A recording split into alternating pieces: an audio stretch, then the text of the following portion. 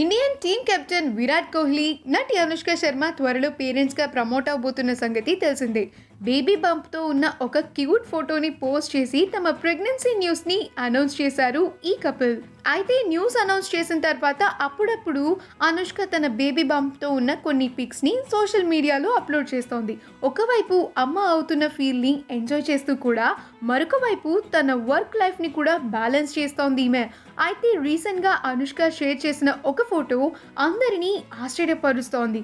లైఫ్లో యోగా ఎంత ఇంపార్టెంట్ అనేది చెప్తూ కొన్ని రోజుల క్రితం హ్యాండ్స్ డౌన్ లెగ్స్ అప్ అంటూ విరాట్ ఆమె లెగ్స్ని హోల్డ్ చేసిన ఒక యోగా పోస్చర్ని షేర్ చేసింది అనుష్క. అందులో ఆమె బేబీ బంప్తో ఉండడమే విశేషం.